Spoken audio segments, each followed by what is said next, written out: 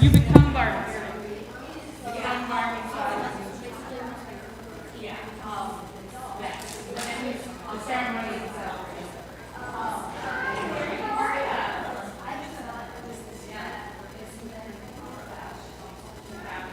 The ceremony is a marker of how we celebrate.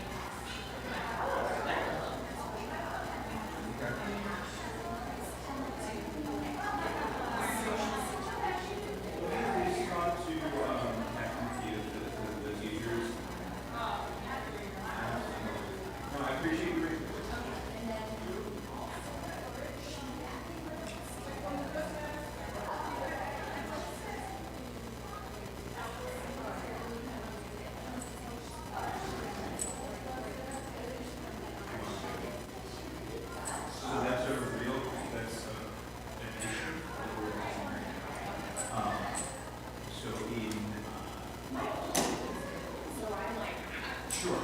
The reality is that we are, in the transition, we are working on reestablishing the sequence. But, when I came here, we kind of learned some things about the program. And one of the things that is being reestablished. With that being said, so what I can tell you is that on the immediate, starting after the winter break, we are going to actually be breaking out. Yes. And that's where That's going to make it big. Okay. But that being said, she's also, once that happens, we find that she's still like, digging for more. We've got this. Okay. Awesome. I mean, between me and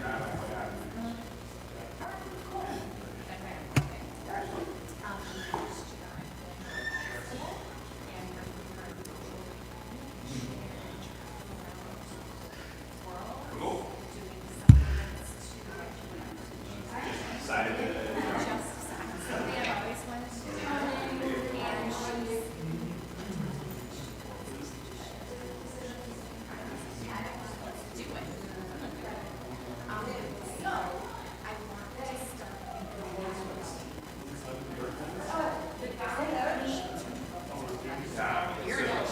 So I mean, she's really going to be in that's when we're looking at deep into So what we need to do, we should have a conversation with Rabbi where we kind of strategize what that year's going to look like for it, because there's a combination of resources that we can put together. Traveling and studying is not the easiest thing, but I think we can get more on that. Yeah, exactly. You know what he means? You know where you're going. So you just have to, it's just a plug and play. Once you get it in. Doors are moving and grooving. Hello.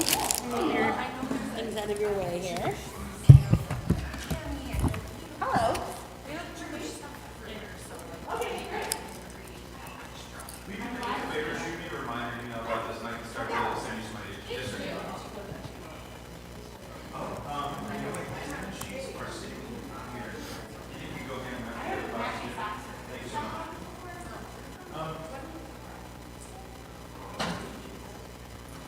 Can I still turn that on? Yeah, of course. No problem.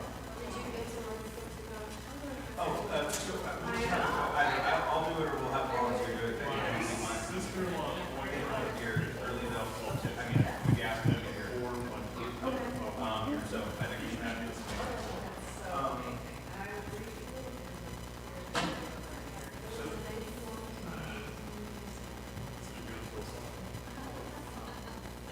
Tessa? Doesn't seem to be working. Not working?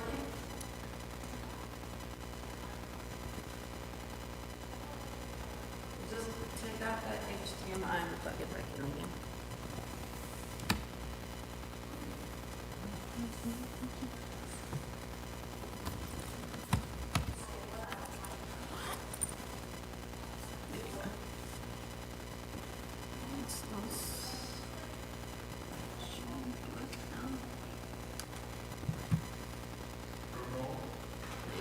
Excellent. And what time should I go till?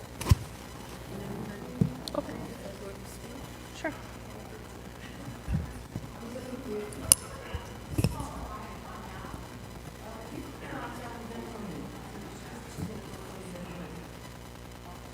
Hi, everybody. Is this on? Does this work? All right. First, can you hear me? Okay, good. All right. I'm gonna, will somebody shut the doors?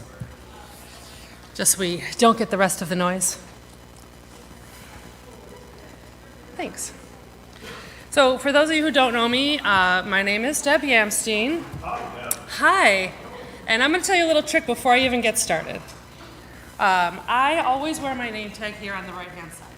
Because when you meet an older adult and you shake their hand, but they will look up your arm towards your face. That way they'll catch your name on the way up. Okay? That's a little trick. Just one little quick trick. There you go. Okay. Hopefully today I'm going to teach you some other tricks that are going to be helpful. I am a certified PAC trainer. PAC stands for Positive Approach to Care.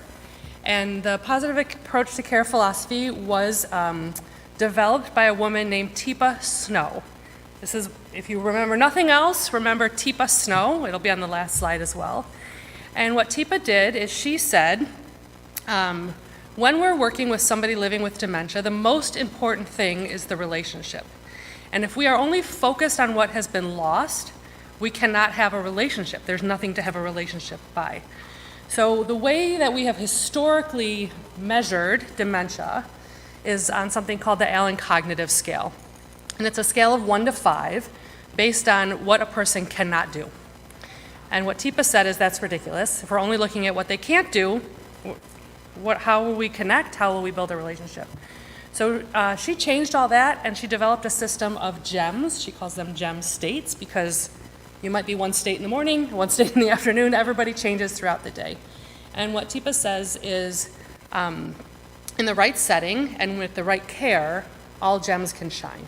So it's really up to us to be the person that changes, as we're going to talk about. So a couple of things to begin with. As I mentioned, the relationship is the most important part of helping and guiding and working with somebody who's living with dementia. The outcome of your encounter is not that important.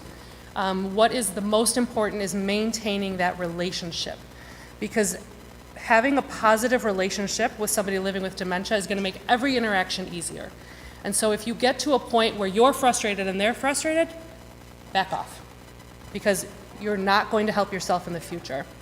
When I do this training in assisted living homes, where people wear uniforms, I often remind them that you work as a team. And if you all wear the same uniform and your coworker is the one who is combative and won't stop, then when you walk in that room, the person living with dementia sees your uniform. They don't see you.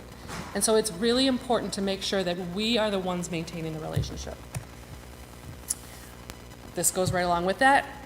People living with dementia don't have the ability to change. They are often stuck in a place and time, and it is up to us to make sure that we are doing what we can to help them live their best life. This is something that we often hear. Why are they doing this? They can change. They can help it. They're just giving me a hard time. No, they're not. People living with dementia have serious brain changes, and they are doing the best that they can. And dementia is inconsistent, right? It's inconsistent. Some days their brain might be working great, and some days their brain might not be working. And some days when the family is all together and everyone's like, I don't know what you're talking about. Dad seems fine. And then for the next 2 weeks, when you are with Dad, it's challenging, and he can't remember anything, and he can't complete the most basic task. He used all of his brain energy in that moment to present as fine, but really not fine. Dementia is inconsistent. We are the ones with the mostly intact brain, hopefully, all of us, more so than the person living with dementia, and so it's really up to us to be the change. Dementia, people use dementia as an interchangeable term. Dementia is really an umbrella term. Who thinks they know how many types of dementia there are? Anyone? Take a guess. Lots? Yeah, lots is a good answer. 104. There are more than 100 types of different dementias. So dementia is the umbrella term that we use. The largest type of dementia right now is Alzheimer's, and many people just say Alzheimer's as every type of dementia, but there are over 100 different types of dementias. Dementia is both a chemical and a structural change in the brain, both things at the same time. Dementia always impacts the brain asymmetrically, so one side more than the other side, and typically that starts on the left-hand side of the brain. We're going to talk about that a little bit later. There are permanent changes, so cells are shrinking and dying, and there are chemical changes. The brain just doesn't work as well as it used to. This is a picture of two brains of two different gentlemen that were the same age when they died, the same weight when they died. One person had been living with dementia for 10 years, and one had not. This is what a brain could look like after 10 years of living with dementia. Does anybody know how long a person might live with dementia before they receive their first diagnosis? 10 years? Anybody else? Yeah, 10 to 15 years before a diagnosis. So before a diagnosis, this could be a difference in your brain. Now tell me, what do you see in these brains? Shrinkage? What else? Say again? A lack of structure? The change in the color? Now let me tell you what PAC sees, right? Positive approach to care. There's still a lot of brain here, right? Instead of focusing on what's not there, we need to focus on what is there. There is still a lot of brain. It's different, right? In PAC we say, I am who I was, but I'm different. I'm still there. I'm different. You need to be different with me. We've talked about all of these things. It's very real. It's not a mental illness. If you have met one person with dementia, you have met one person with dementia. It is really different for everybody. There are some similarities. There are some things that you can kind of count on. We used to think that dementia was just about memory loss. It's not. There's lots of different brain functions that mimic and that show up in dementia. These are hard, difficult truths about dementia. 2 parts of the brain are dying. That's always the case. That's part of dementia. At least 2 parts of the brain are dying at the same time. It is chronic. It cannot be fixed. It is progressive, and it will get worse, and it is terminal. So when people say, well, how do you die of dementia? Often, many times, people living with dementia die of pneumonia. It's kind of one of the number 1 killers of people living with dementia. Pneumonia. Because that brain function that helps you clear the fluid from your lungs, to cough, to swallow correctly, becomes difficult for a brain, right? You think about all of the amazing things your brain does every day, and as your brain is dying, it forgets how to do those things. It doesn't forget how to do everything, though, right? So we have to keep that in mind. All right, we're going to watch a little video of Teepa. She's going to talk a little bit. Let me just pull it up.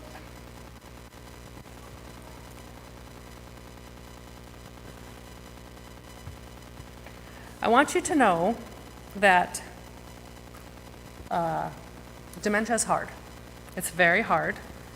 And what we're going to talk about today is ways to make it easier for you and for the person living with dementia. It is, I used to say that dementia is like the new cancer, right? People don't want to talk about it. There's a lot of shame in it. But people are living longer. The things that used to kill us don't kill us anymore, right? We don't generally die of liver disease and heart disease. We have all of these things that keep us living longer, but we haven't figured out how to fix this brain disease. And essentially, I took the slide out because it's kind of jarring, but dementia is a type of brain failure. We talk about heart failure, liver failure. That's what we're dealing with, and it is really up to us to make sure that we are the person that changes and makes things better for everybody. All right, let's watch Teepa. Let's hope this sound's going to work.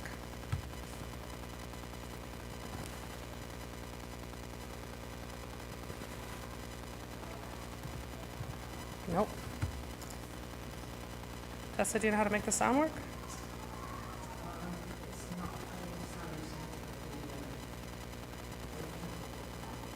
I'm sorry, I can't hear you. Is there sound on your?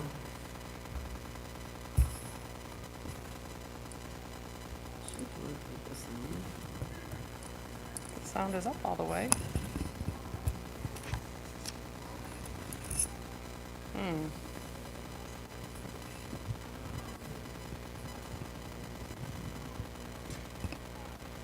Maybe take this out and put it back in there. Try again. Okay.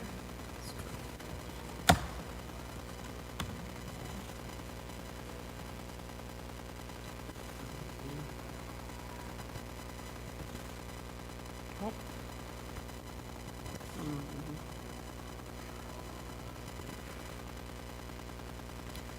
Might be your the settings of your sound settings.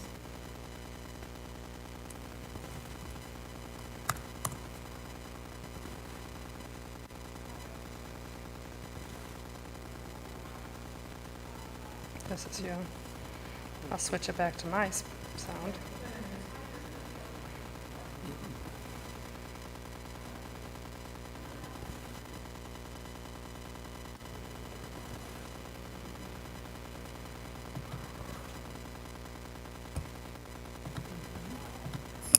So I'll do normal first. I'm in the living room. What is your sound?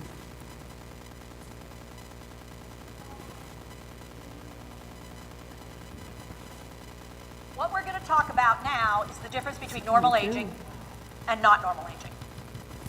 Now understand, I did not say dementia. I just said normal aging, not normal aging, because one of our big misconceptions in this country is that if it's not normal aging, it's going to be dementia. And that's not true. So we've got to get that one off the table. So what I'm going to do very quickly is give you two quick little role plays that are going to take you through normal versus not normal. So I'll do normal first. I'm in the living room, and I've been watching a TV program, and the program finishes, and I decide, you know what? I'm thirsty. I think I'm going to go make a pot of coffee. And I head toward the kitchen to make coffee. But before I get all the way in the kitchen, the telephone rings. And so I answer the telephone. Hello? Oh, hey, sweetheart. How have you been? Well, yes, of course I know who it is. It's, right on the tip of my tongue. Starts with a B. Betty, of course it's Betty. Sorry. Recognized your voice right away, just couldn't think of your name. Yeah, senior moment. Huh? What? Oh, no, I'd love to get together. Oh, today? Okay, what? At 2? This afternoon? All right. Oh, at the mall. Okay, well, which end? Macy's. Oh, that's where J.C. Penney's was, right? They moved out and then I know where you're talking about. Absolutely. The menswear, is that the same? Yep, I know where to be. 2 o'clock, I'll be there. Wait right inside the door. I'll be waiting right inside that door. It's supposed to be a little chilly this afternoon. Yeah? Huh? What?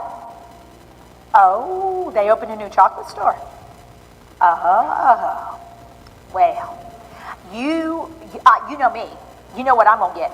I'll get caramels. I always get caramels. You're going to get, I know you like the white flaky stuff in the chocolate. Yes, coconut, of course. That's you. Huh? Oh, no, I'll be happy to call and see if Margaret wants to come. That'd be great. Yeah? Oh, the vacation pictures? Oh, yeah, I'll bring them. Wait till you see yourself in that bathing suit. Oh, I was just kidding. Just teasing you. You know how I am. Such a teaser. She's getting fat. I'm not going to say it, but she sure is getting fat. Okay, huh? What? No, I didn't say anything. I was just talking to myself. Writing a note. All right, sweetheart. Well, I'll see you then. Love you. Okay, bye-bye.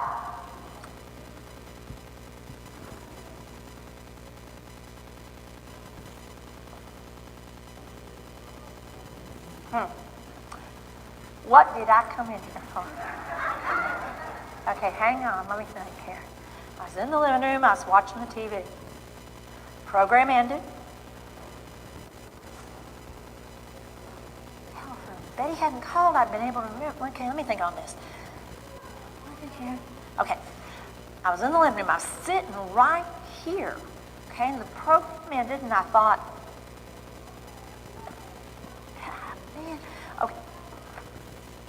coughing. Why could I not think of that? Lord knows I'm losing it. Now, all of you've gone dead silent because all of your brains are going, oh shit, I have this. Every single one of your brains is going, oh my God. And your brain is going, that's not dementia, that can't be dementia. I don't think that's dementia, that's just normal. Isn't that normal? I think that's normal. Your brain is talking to itself. One side is going, I think you've got, no, she didn't say that was dementia. I think she said that was just not normal. I think that was okay. That happens every single time. The room gets dead silent because if you just think old people are worried about this crap, no, we're all concerned. Because you're going, I think I've done that. I did that just yesterday. What you've totally forgot, because in that moment your brain was going, is I said that was normal. I was going to do normal first. So here's what I think I better do. Do this. Roll your shoulders. I think we better do it one more time. You need to let it go. Breathe out all the way because you guys were going. And by the end, your brain's going, shit, oh my God, you got it. I told you it's not just stress. I didn't think it was just stress. I told you it was just. Especially when I had to come back and sit in the chair. You're going, oh my God. So.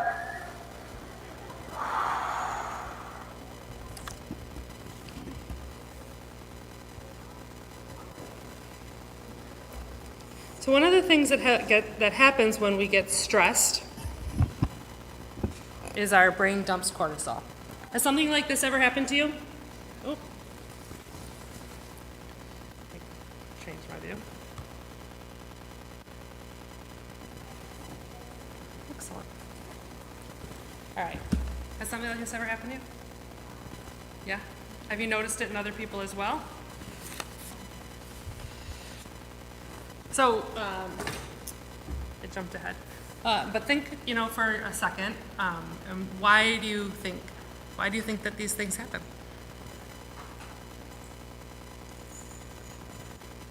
Yeah. I read somewhere that the healthiest your brain ever is when you're 20. At that point, everything starts to decline. And your brain jells and your brain shrinks, and that's the whole. Right. So what she was saying is that your brain is the healthiest when it's 20, and after that, your brain starts to shrink, and that's normal aging. I will just take a little turn and tell you that the brain is amazing, and there is this thing in science called neuroplasticity, which means that your brain continues to build neural networks as you age, as long as you exercise your brain. Your brain is just like anything else, and we'll talk about how to do that. Yeah? I also read something that said that there's so much information being thrown at us all the time that sometimes we want to overload the amount of information, and so we can't always pick out what we need because there's just too much in there. Sure, so sometimes there's something that's distracting, and that's maybe what we saw in the video, right? Tippy got up to make coffee, and the phone rang, right? So, as I said, when we get stressed, our brain dumps a hormone called cortisol. It's a stress hormone.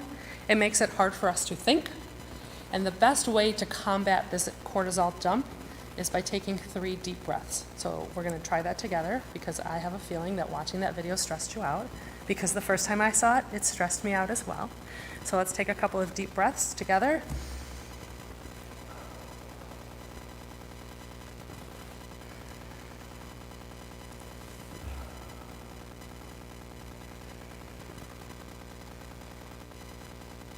Something I always find very interesting is I've studied a lot of religions, and in Buddhism, when a young child goes to the monastery, the first thing that they work on is breath. Connecting to your breath, controlling your breath, because the Buddhists teach that wherever you are in life, your breath is there with you. And if you have control of your breath, you can be in control of any situation. And I think that that is so important to remember in all situations, especially in stressful situations when you're trying to help somebody living with dementia. Remembering that breath and remembering to take a pause. It's okay to take a pause and just calm yourself down.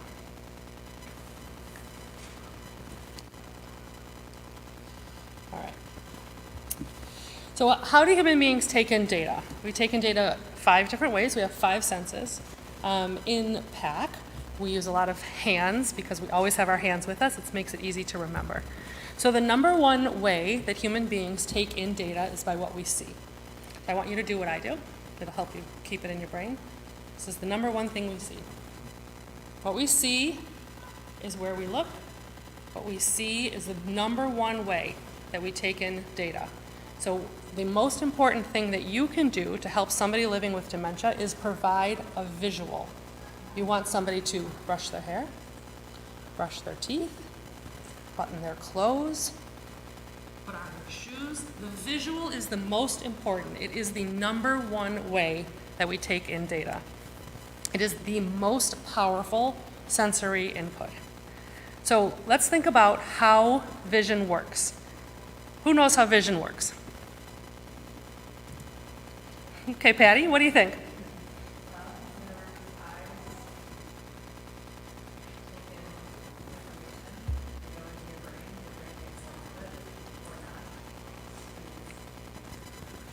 Yeah, so we have 2 eyes. The visions come in the ear. It goes all the way through our brain, and then it comes back here to the occipital part of our brain, all the way here in the back of your brain, where hopefully your brain makes sense of it, and then it sends the signals to the rest of your brain. So that is a very long way, and as we know, in dementia, the wiring in the brain goes on the fritz. It is still the number one way that we take in data. So make sure always a visual first. The second way we take in data is auditory, what we hear, right? And what do care partners like to do a lot? Right? Talk, talk, talk, talk, talk, talk, talk, talk, talk. But what is the number one way we take in data? Visual, right? Always the visual. Less talk, more visual. So if you hear a sound, what do? Knock, knock. Right? You hear a sound, you look, right? Always. Auditory. We hear a sound, we look. We look, we hear a sound. We're always, these are the 2 most powerful things. So one of the things that we find in people living with dementia is the auditory processing can become a problem. So we often are telling people, we're talking a lot, we're telling people what we want them to do, and we think that they hear us, but what is the number one way? Visual. They're watching us. They may not be understanding us, right? So if I were to look at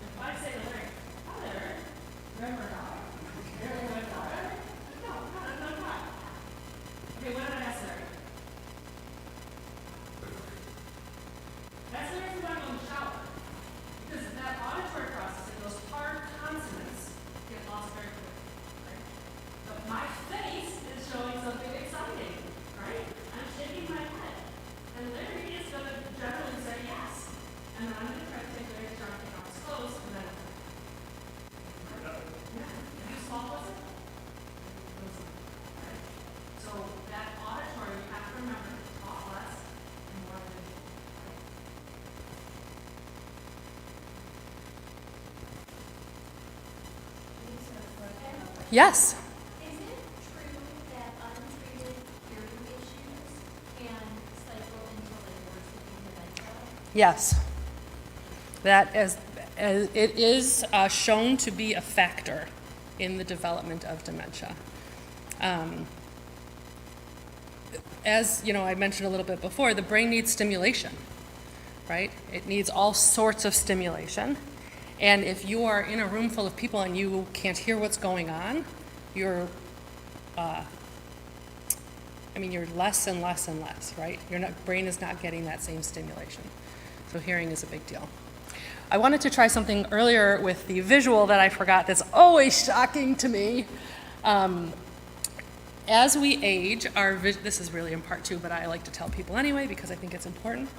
As we age, our visual field gets smaller. So that in the early stages of dementia, we call it scuba vision, and then binocular, and then monocular. But that's not my point. As we age, normal aging, our visual field lessens. So the average 25-year-old can see this far back. So I want everybody to stand up. There's no shame in this game. Put your hands here to look ahead, and I want you to continue to move your hands in until you can see them, the tips of your fingers in your peripheral vision.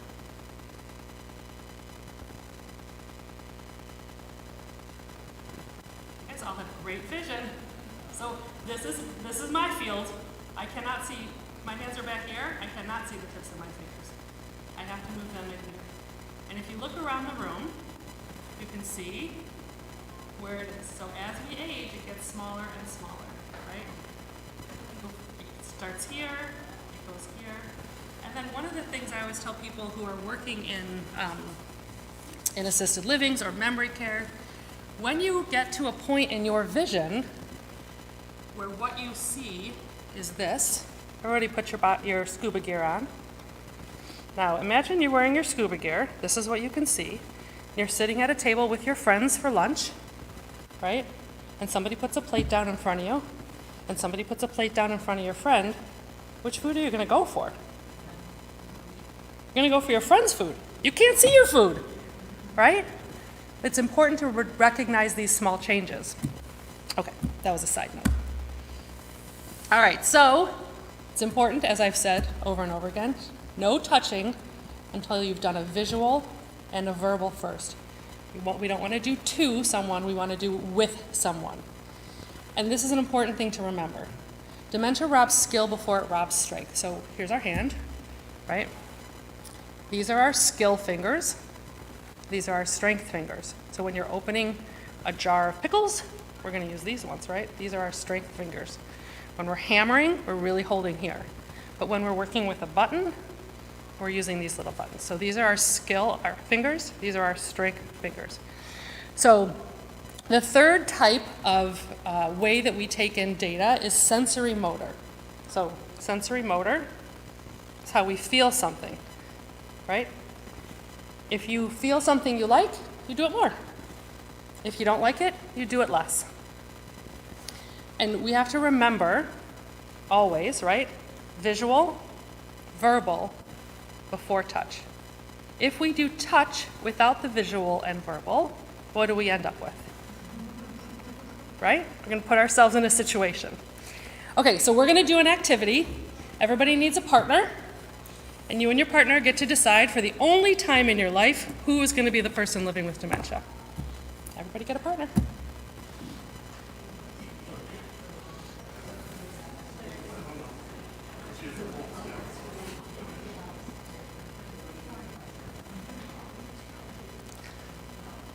All right, go. We have an even number of people. Fantastic. All right, has everybody decided who the person living with dementia is going to be?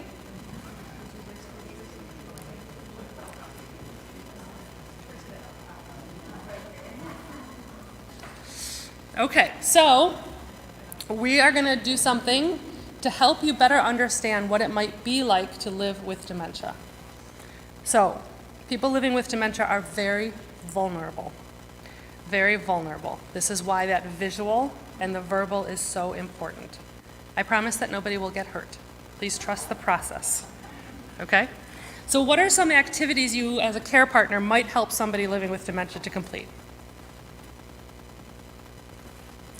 Get dressed, eating, grooming, general hygiene, right, all of those things. Okay, so the person who is living with dementia is going to sit in their chair. They're going to close their eyes and sit on their hands.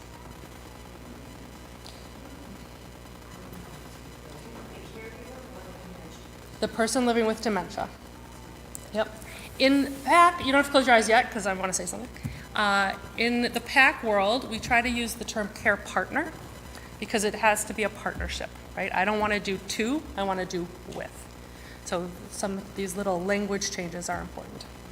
Okay, so we are going to simulate a caregiving task And we're going to take away that visual and the verbal, and we're going to start with the sensory, which we know is what's going to happen, okay? So the person living with dementia, I want you to close your eyes and sit on your hands. And the care partner, I want you to do what I do. Now, I want you to potentially notice that some people who are living with dementia might be peeking. It's hard to be vulnerable, and people living with dementia are vulnerable every day. So if you are the care partner, I want you, when I give you the signal, I want you to do what I do. Ready?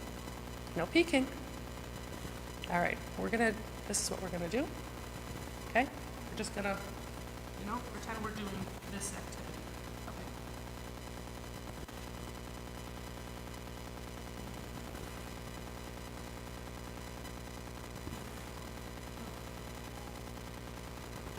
To your partner, to your person living with dementia.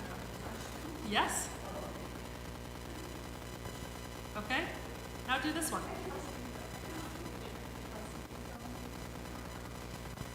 Okay, now sit down. You can open your eyes. Now, let's take a couple of deep breaths, remember? Because I have a feeling it was a little nerve-wracking for both of you.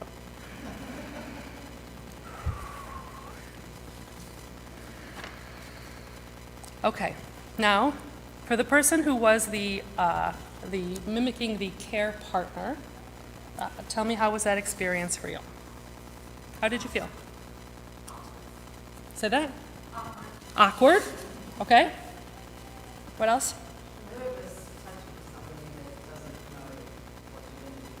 Right, you were touching somebody who doesn't know you were going to touch them. You didn't give any kind of verbal cue. And I had no problem because closing my eyes, I had preconceived expectation that a service was to be provided. So I couldn't blink that out of my head. I knew, okay, somebody is trying to help me do something. I don't know what it is, so I anticipate, but I don't have dementia, so I was approaching this. very, very good point, Fred. Fred said, if you didn't hear him, that he had an idea of what was coming, and so he was okay with it. But not people living with dementia may not have that. Karen?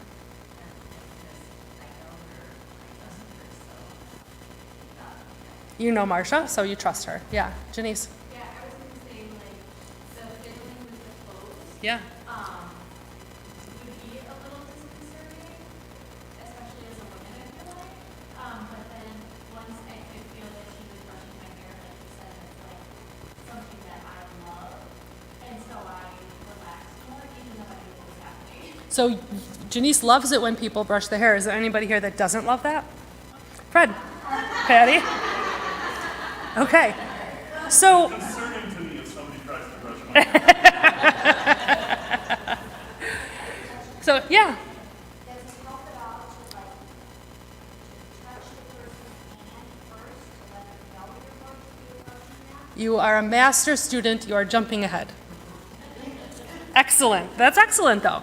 So for the people who were mimicking a person living with dementia, what did you do when somebody touched you like that? Maybe you jumped back a little bit. Mm-hmm. What did you want to do? You wanted to change your shirt? Okay. What else? What did you want to do? Ask them what they're doing and why? Yeah? You wanted to do it yourself. Excellent. So, again, this surprise of not knowing, right? Often when we have this situation where we only start with the sensory motor, right? People living with dementia, they do not have the cognitive ability and the impulse control, right? To not react to somebody surprisingly touching them. And so what might they do? They might be startled. They are going to fight, right?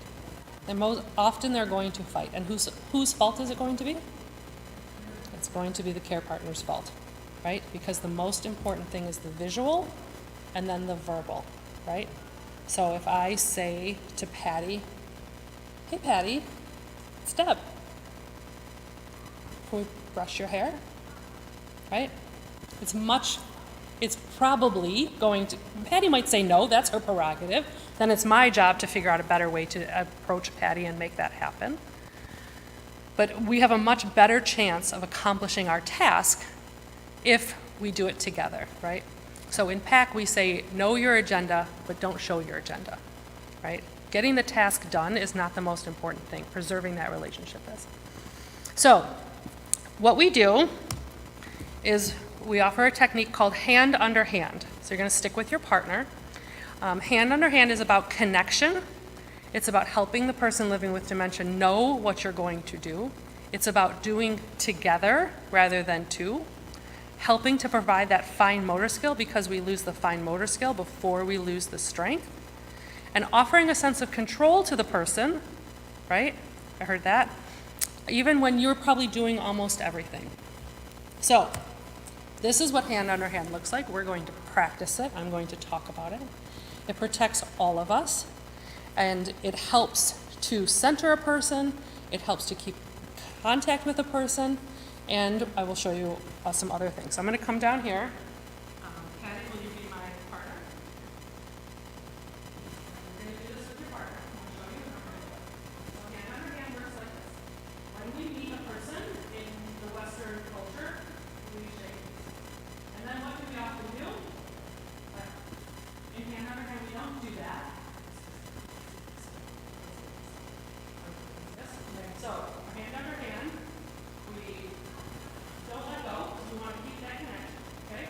Then what we're going to do is make our hands like a butterfly, and then I'm going to take my hand over your hand. I'm going to turn it this way, and I'm going to step to your side. Okay. It takes practice. I've been doing this a long time, right? But now we're connected, right? So not only can I help Patty with tasks, but I can also help Patty go where I want Patty to go. Patty thinks she's in trouble, because she's really the one leading, but I am really leading, right? The other thing that hand under hand does is often people with dementia are easily distracted, right? So if Patty is distracted by something over there, if I give a quick pump of Patty's hand, she's going to look at me because when we feel we love, right? When we feel we love. So you can see that I also have my hand on Patty's shoulder, right? It connects this, it completes this circle. It actually makes it easier for her wording. So now, this is, we're not going to practice this part today, but I'm going to show you. If I were helping Patty to eat, Sarah's helping her to eat, and I said, okay, it's time to eat. Okay, right? I mean, you can see by Patty's face how that feels, right? But if I'm using hand under hand, if I'm using my skill fingers for Patty, okay, and Patty can feel when the food is coming, right?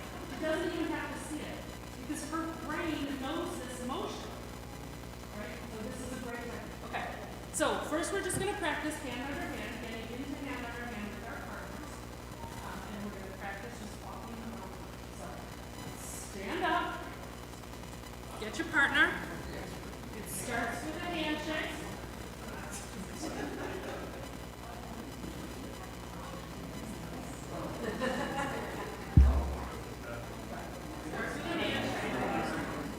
You want to be on the person's dominant side.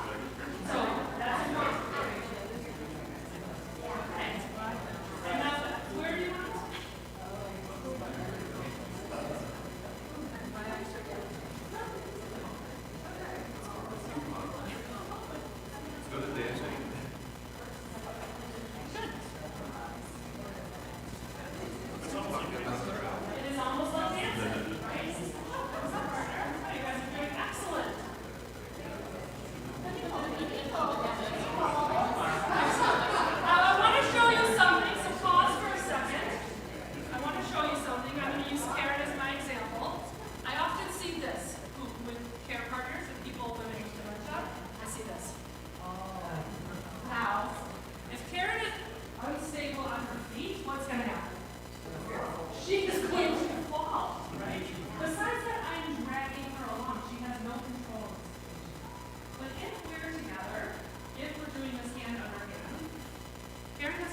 she is not threatened in any way.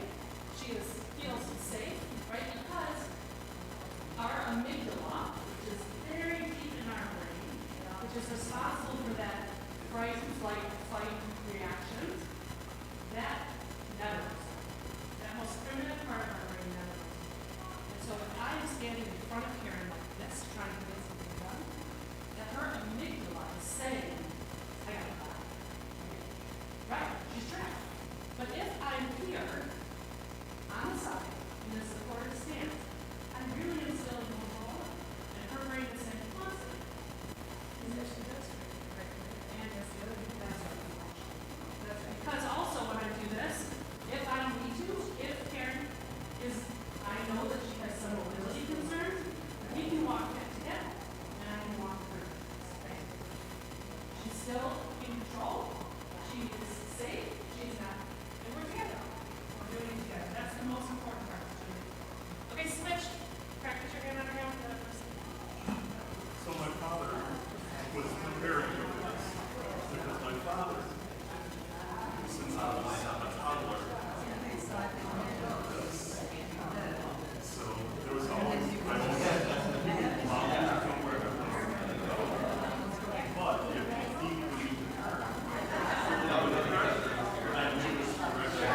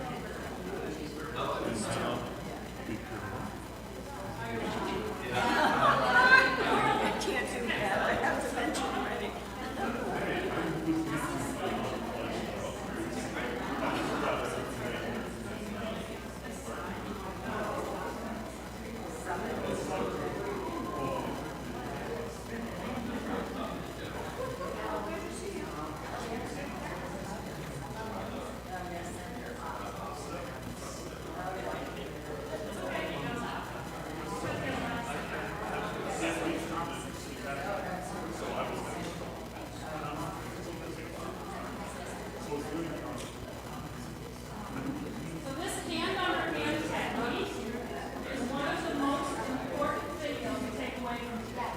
This idea of doing with rather than doing to, right? So what I want you to do now is I want you to do the same thing you did in the activity before with your eyes closed, but I want you to try it hand on hand. Feel the difference. Because I was sitting on my hands. Yes. So I want you to get into that hand under hand, Robin. I want you to get into that hand under hand position with your person, and then I want you to try to fix their buttons. Brush their hair. And I want the person living with dementia to see how that feels different. So you're going to use this hand. These are your skill fingers. So let's show that again. Come here. Come here. All right, everybody look up here. Let's look up here. Okay, so Robin, hi. Okay. I'm the care partner. Robin is the person living with dementia. I'm going to help her brush her hair. Oh, okay. I'm going to help her do her buttons. Okay? See how that feels different? No verbal cues. No verbal. Because you're connected, right? When you're connected, less words, less. So we want yes.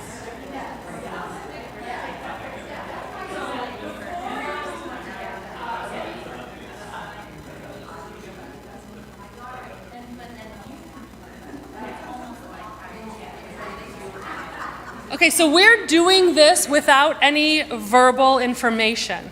But if we were in this situation for real, right, for real, we would approach the person and have few words about it, right?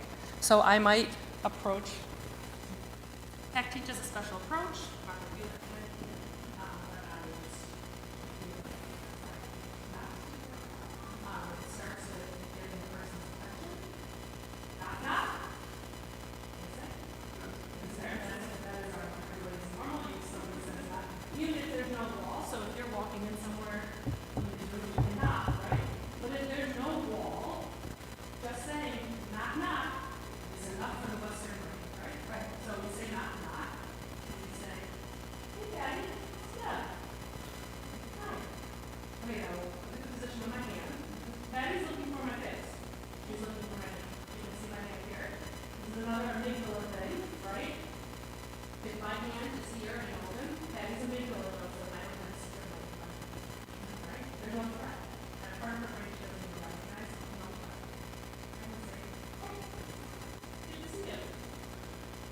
In Western culture, somebody puts their hand out, put their hand out. That's what you move your hand on the hand, and I'm gonna come down. Because if I'm lower than a fatty, then I'm not a fatty, right? So you look at the difference between this and this. And if this is hard for you, it's important to manage your environment in a way to set yourself up for success. So you're gonna run that chair. You're gonna pull the chair. So that you're not powering the person. Okay? And then I'm gonna say to Patty, hey, Patty, brush your hair. Right? I'm gonna use the visual as little verbal as I can.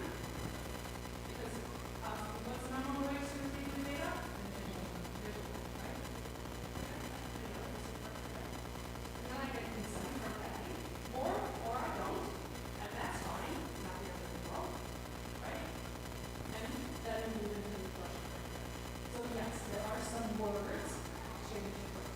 The point of trying this again and again is to make you see how hopefully understand the difference between just doing and doing it well.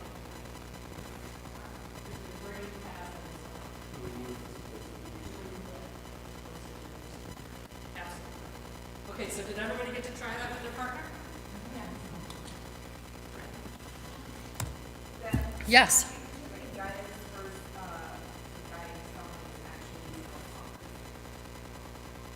Yes.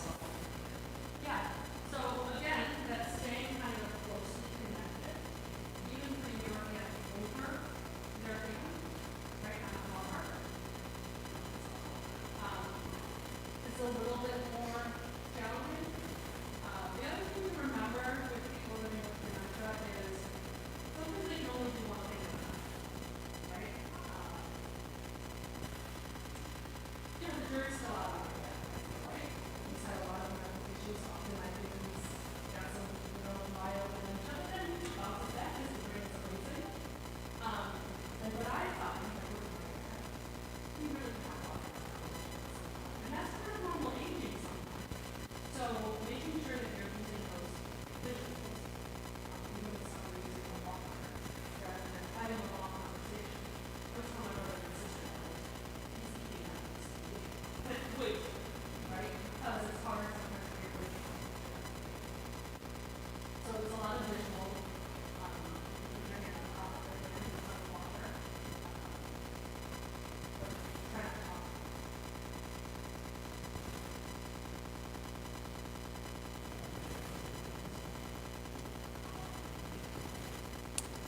All right. So some of the things we've talked about, we want to keep it simple, right? Keep it simple. Use a visual combined with a verbal, lots of gesturing and pointing. It's time, right? It's time for brush your teeth, right? It's time for bed. It's time to eat, right? Let's go. One of the kind of most amazing things I ever saw Teepa do was somebody who had been sitting in the same chair for hours and clearly needed to use the bathroom, but did not want to, right? And Teepa was engaging with the person and talking about cooking because she knew that the person loved cooking. This is another important thing, to know your person and know what they like and know what's going to be important and meaningful to them, and then set up a situation so that you're successful. And Teepa said, hey, I know you. You love to help in the kitchen, and I need help. Could you help me? Right? People want to be useful. And they got up. She was able to finally get the person up because that's what the person loved. And she took the long way around towards the bathroom, and she said, oh, here, look, where we at? Why don't we stop in before we go to the kitchen?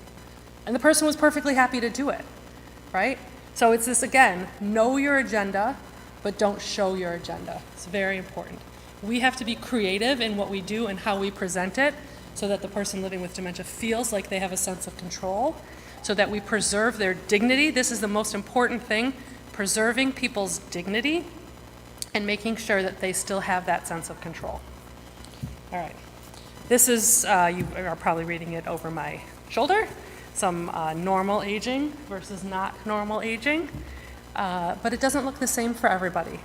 But many of these things that we consider, oh my gosh, I have a touch of dementia, is probably just normal aging.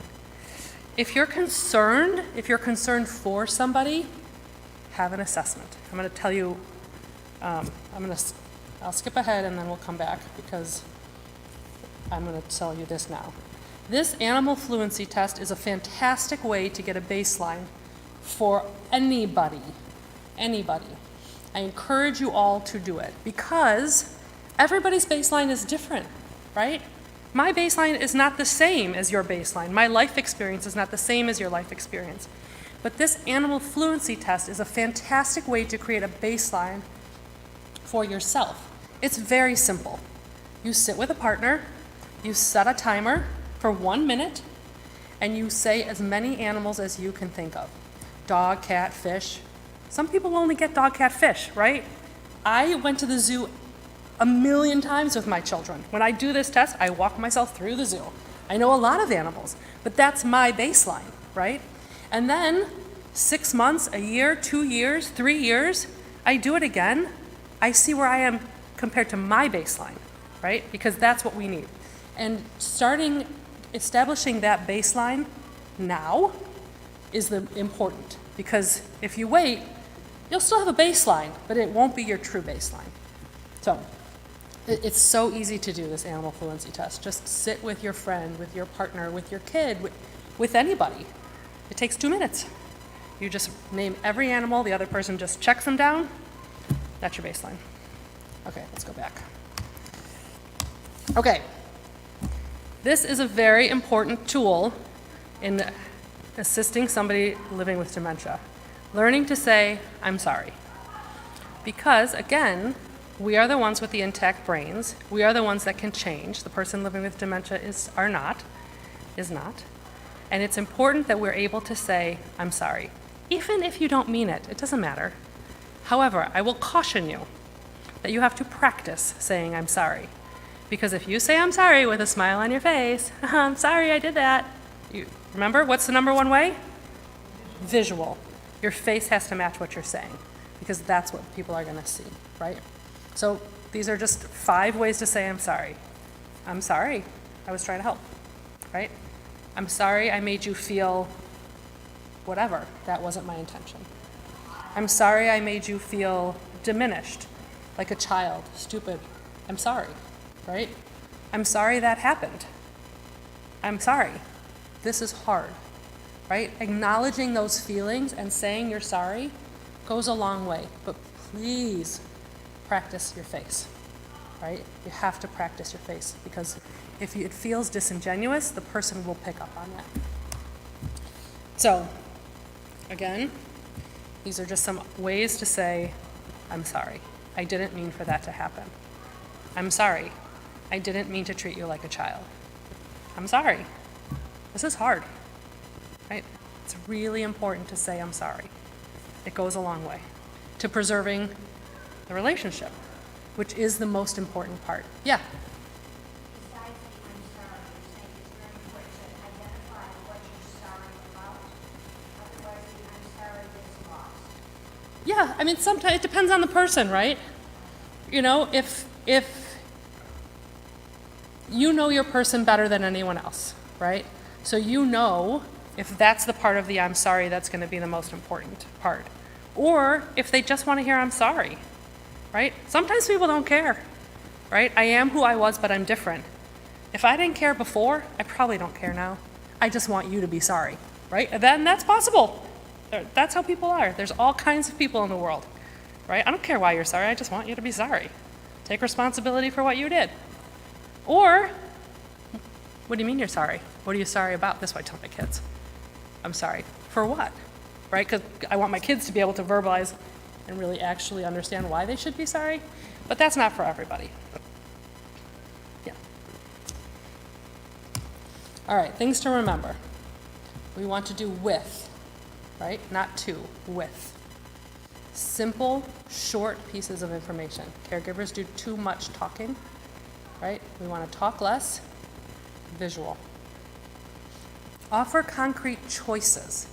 This is important, right? If you ask somebody, living with dementia, a yes/no question, how many times do you think that they will say no? Out of 10? Every time? 70%. They will say no because of the fear of change, because they don't know what's going to happen, right?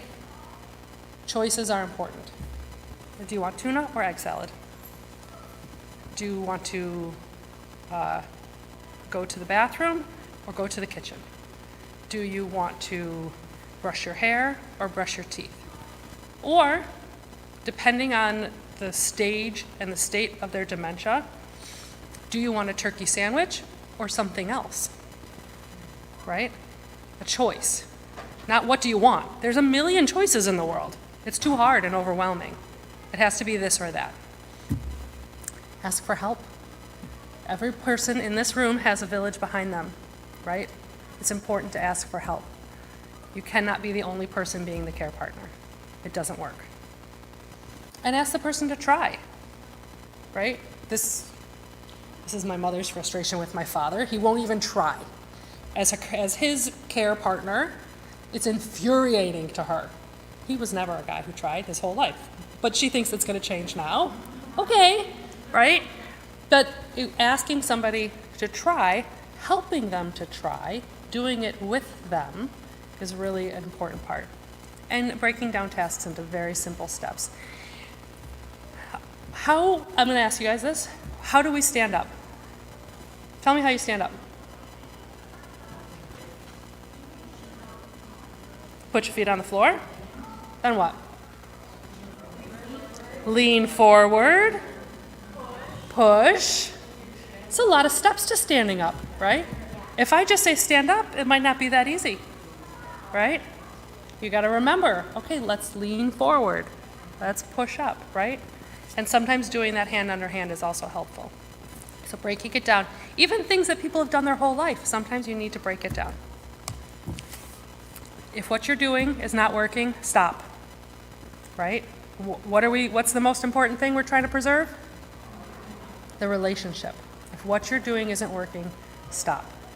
Back off, think it through, and then reapproach. It's okay. Not everything works. And what works today might not work tomorrow. And that's okay. It's up to us to be the detectives, right? Not the judge. You have to look, listen, offer, and think. Everyday living with a person with dementia can be different. It's in that approach that I showed you, like that just kind of showed you that we can do that quick assessment and see where they are today. Because a person living with dementia is only today, right? Oftentimes in later stages, there's no yesterday. There's a lot of yesterday. But they're here now. Wherever this is, which might be yesterday, it might be 20 years ago, or that's where they are, right? And this thing that we've talked about a lot, visual, verbal, touch, right? No touch without the visual and the verbal. We end up here. And you want to match your help to their remaining abilities. So a person in early stages might just need you to cue them to brush their teeth. And a person in later stages might just need you to work with them hand under hand, and they can still hold their toothbrush. And a person in later stages is going to need you to hold, I haven't got a pencil, it's going to need you to hold their toothbrush for them.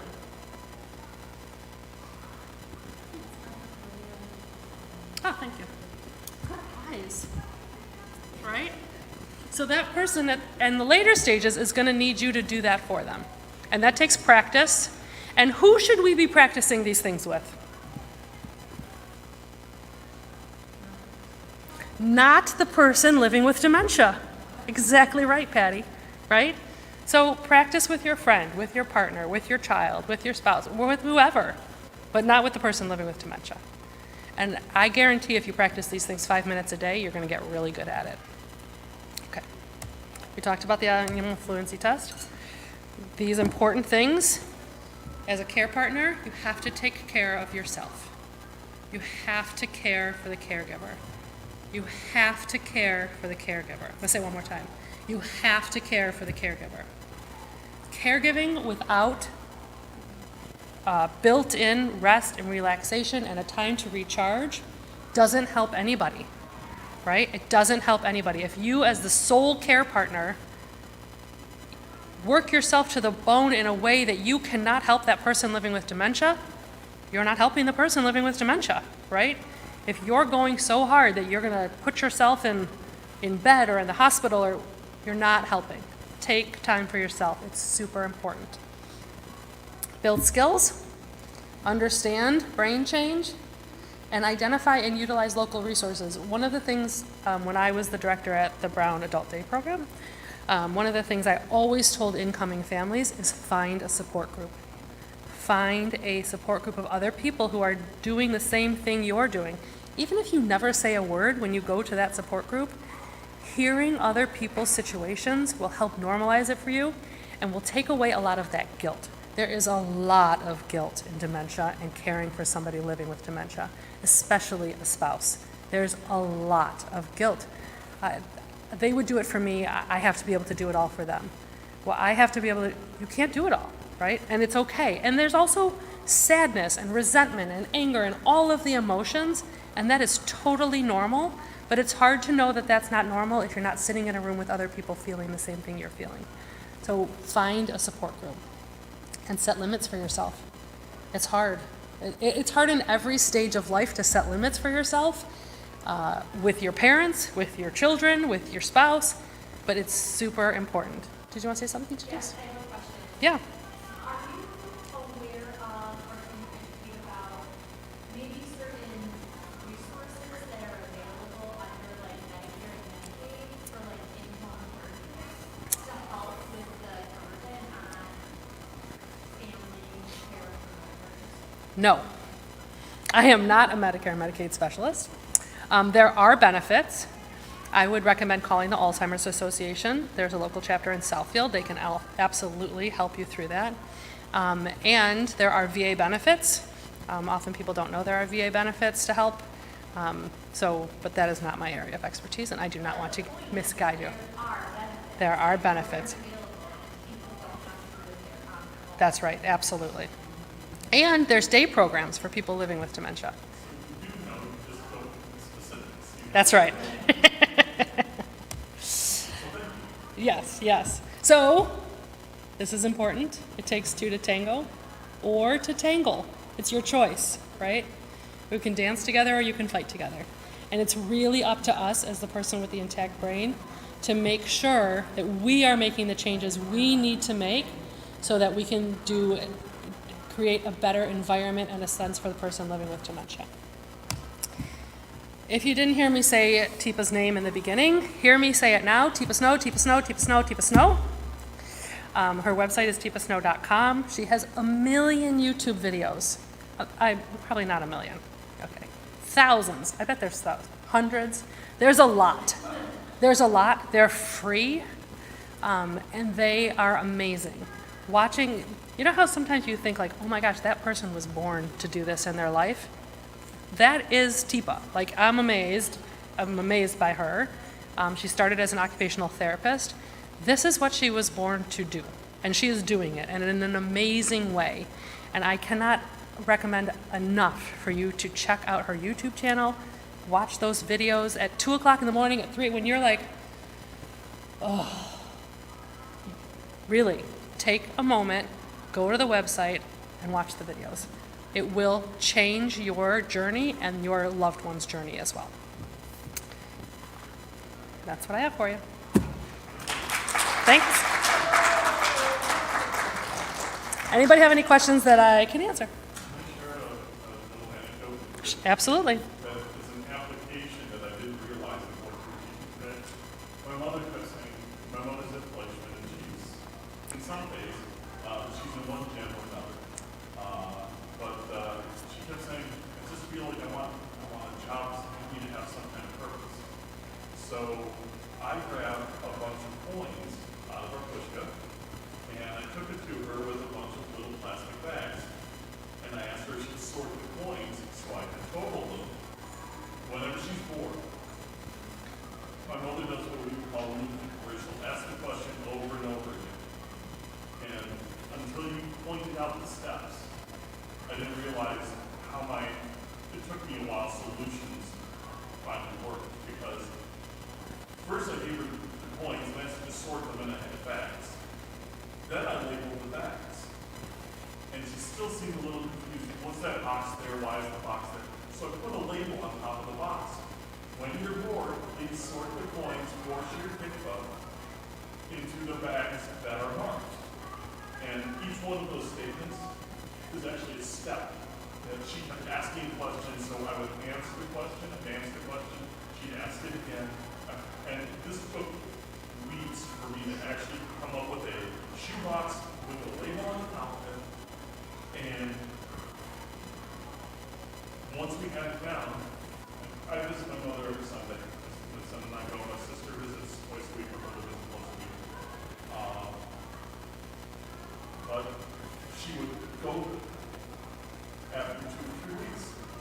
I show up, she goes, I'm done with the coins. And I take them home, and I dump them all in the bag, and then take them back. Because she doesn't know.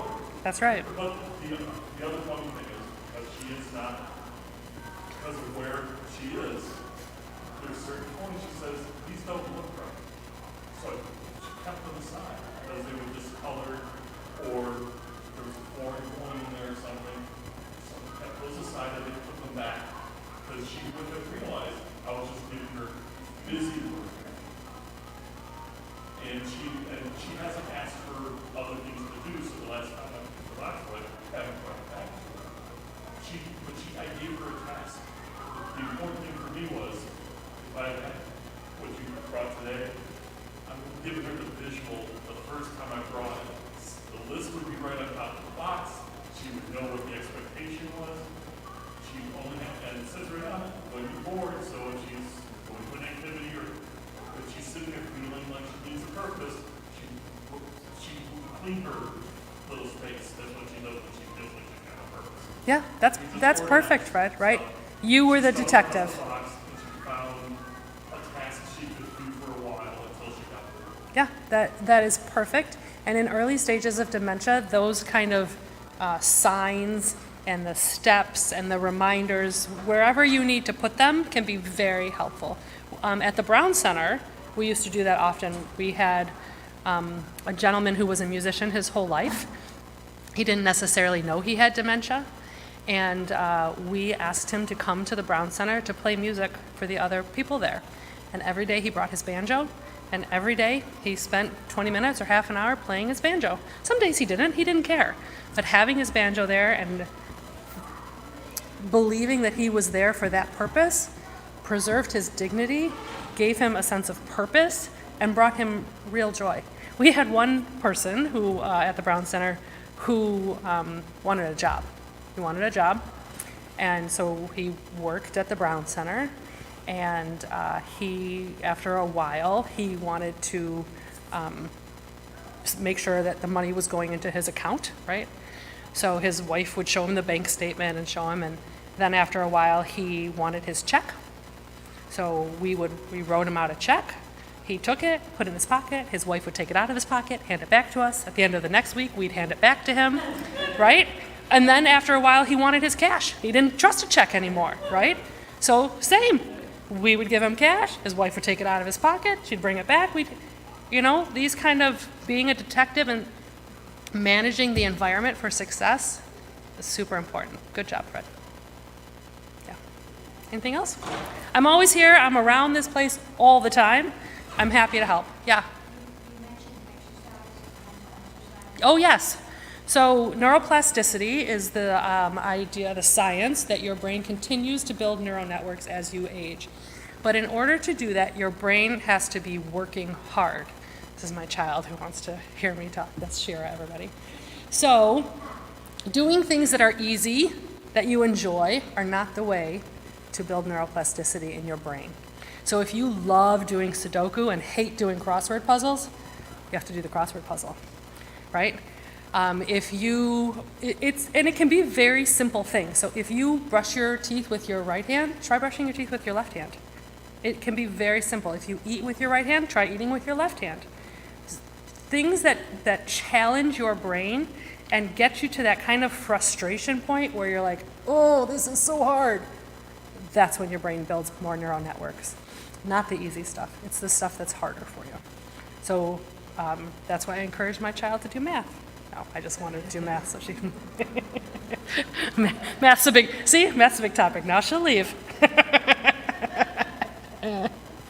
Yeah, so that is the way to work your brain, doing those things that are challenging for you. What else?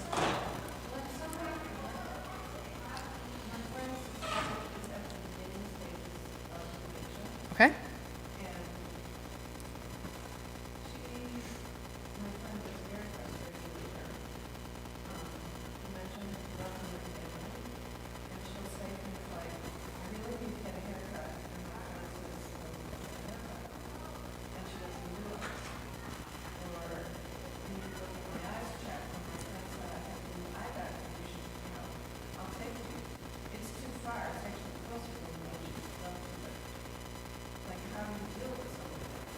So change is hard, especially for people with dementia, and that executive functioning skill that's in the front of our brain is one of the first things to go. So that initiating a task, following it through, and completing it. It's very difficult sometimes for people living with dementia. And so instead of, right, like, I need a haircut, we'll go get one, you could say, I have to go get my haircut. Do you want to come with me? Let's go together, right? Because making that appointment, getting to that appointment, following through is difficult. So doing together, right, doing with is the important part of that. And if your friend finds that she's not able to do that with her friend, she needs to take a step back and a deep breath. You know, it's not for everybody. But she has to remember that the relationship is most important. So if that's what's frustrating for her and going to break down that relationship, she needs to take a step back. Yeah. When I was in her early stages, I got a dry erase calendar for the back of her door, which was over Hampton, and we would write who's coming to visit, what doctor's appointment she had every day of the week. So if she said, oh, I need to get my hair done, you could put on the calendar Wednesday, get the hair done. And she said, am I getting my hair done? She could just point to the calendar and say, check the calendar, Mom, and around Wednesday at 2 o'clock, Harry's coming to get you at 1:30. And so, if somebody, when she said she wanted to do something, we gave her an actual reminder that, yes, we acknowledge what you want to do, and here's a visual that you can refer back to. Again, this was very early for my mom. Yeah. Or Miss Allen. I'd like you to say, to take 3 minutes a day to maybe do the drive and executive function, because we haven't really talked about it except for the last 2 minutes. And I think it's common for us to think about dementia as dementia. But that's just one of the things. Yeah.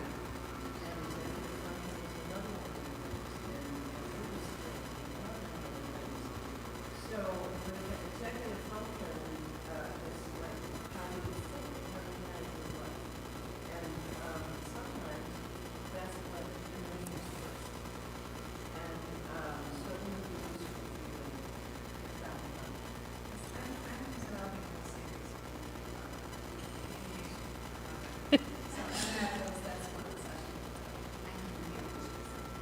serious. She was talking about executive function and the challenges that people living with dementia might have with executive function, and talking a little bit more about it.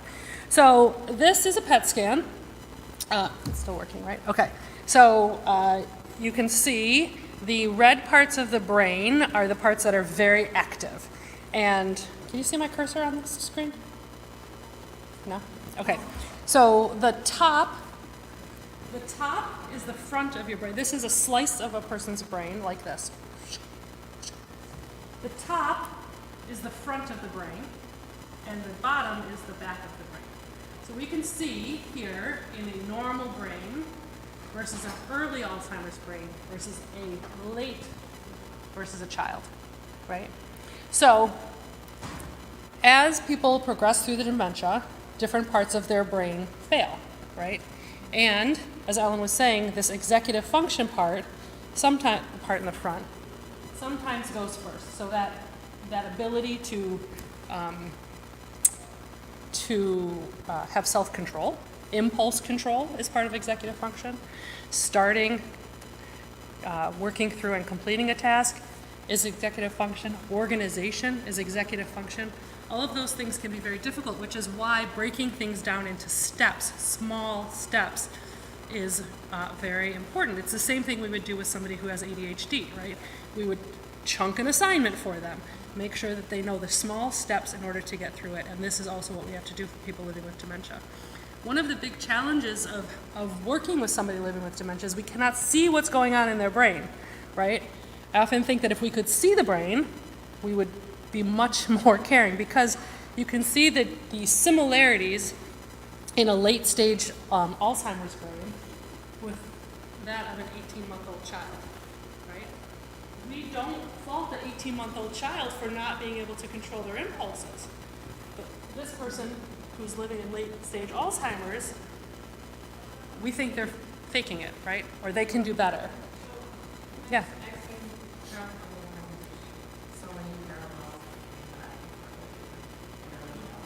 Yeah.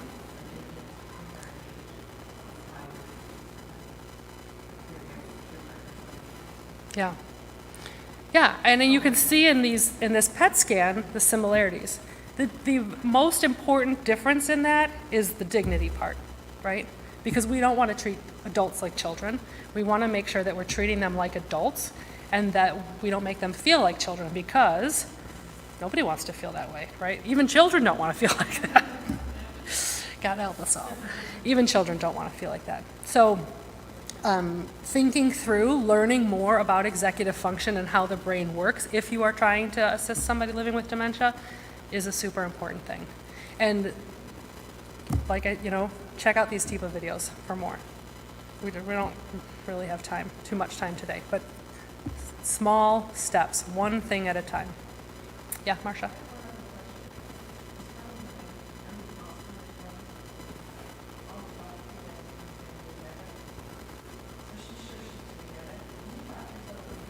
You cannot talk yourself into dementia. No. So I'm going to put on my pack trainer brain hat here and say, you cannot talk yourself into dementia. It's a brain condition that happens to some people and doesn't. Now I'm going to step over here and I'm going to put on my Deb metaphysical, spiritual, whatever brain and say, you can talk yourself into anything, right? You wake up and you decide you're going to have a crappy day, you're probably going to have a crappy day. I believe in a positive attitude.